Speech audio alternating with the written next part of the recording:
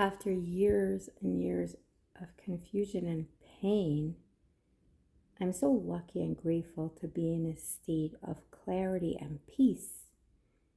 And part of what helped me get here was just understanding what I was experiencing.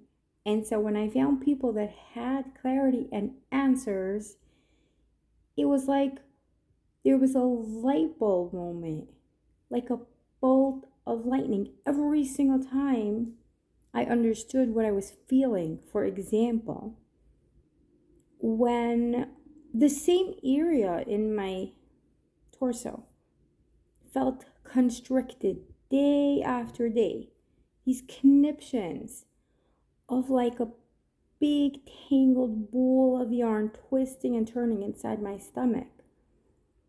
And every single morning it was twisting and turning. And when some helpful people, mentors, guides, therapists, friends, on my journey of healing told me, right here in your torso, all these conniptions, that's where you've been storing your trauma. That's where you've been storing your fear. And so every time it turned, I now had an explanation, and I didn't panic, and I didn't just stay groping in the dark. Or if after a very monumental accomplishment that I had prepared for and I had worried about, my brain went into silence and it felt so blah. I was like, what's happening? And when I understood, it just means that there was empty space now that was created in my brain. There was stillness, there was nothingness. And it wasn't blah, it was just that I was not used to feeling empty space. And then I was told, be careful because your brain's going to look for something else to worry about next.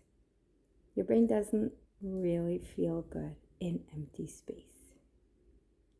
So after frenzy and anxiety and activity of a few days, there's that stillness, and it doesn't feel high. And don't be afraid if it doesn't feel high. It just feels like empty nothingness, and that is beautiful. If you can stay in empty nothingness, that's a huge blessing. Another interesting understanding that really saved me was when my kids were yelling. There was a lot of yelling as we were going through our healing journey.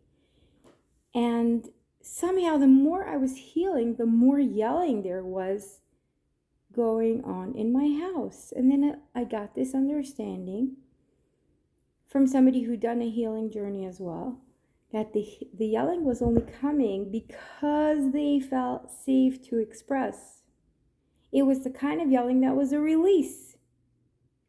And that I should just be grateful and thank myself for creating the safe space and allowing it to happen. It was a huge light bulb moment. And so the next time the kid yelled or the kids yelled, I didn't have to respond in fear and anxiety around what was happening in my home and that it felt so out of control. So if yelling can be seen as the opportunity to release because you're finally in safe space, then wow, if that isn't a perspective shift, then what is, right? There are so many perspective shifts. I'll give you one more. And then you can use your examples and you can ask me your questions. If I would have a small, tiny incident of insecurity, like walking into a store and then the shop owner being rude to me, and that insecurity, it should have just been 0.001 of a moment, ballooned into waves and waves of shame and unworthiness, and all the low self-esteem just like came up so strong as if it was never going to leave my body. And I couldn't understand, how can it be that one moment with the shop owner created this? So the perspective shift, the understanding was that this shop owner had just touched the tip of the iceberg of my trauma around the social anxiety that I had been through, the insecurities that I had been through, and that shop owner just touched kind of like electrified the tip of the iceberg, and I was feeling the entire iceberg. That's a perspective shift right there that is life-changing.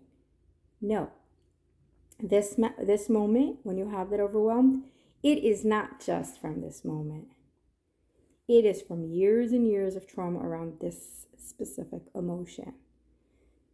So if one tiny drop of sadness sends you crying, then you have all that sadness. That's your iceberg.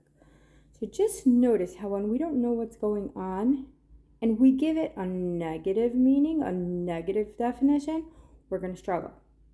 But when we speak to somebody who's been through the healing and can tell you, oh, these are just energies, headaches are just creative downloads, and then it lightens up. So yes, we do have to kind of define what's happening to us in a positive way, give our brain hope that what's happening is okay, I can endure this, it's doable, and we come out on the other side a lot more easily. Let me know if this is helpful, and if you want to understand more of what you're experiencing and how I can be here for you with this.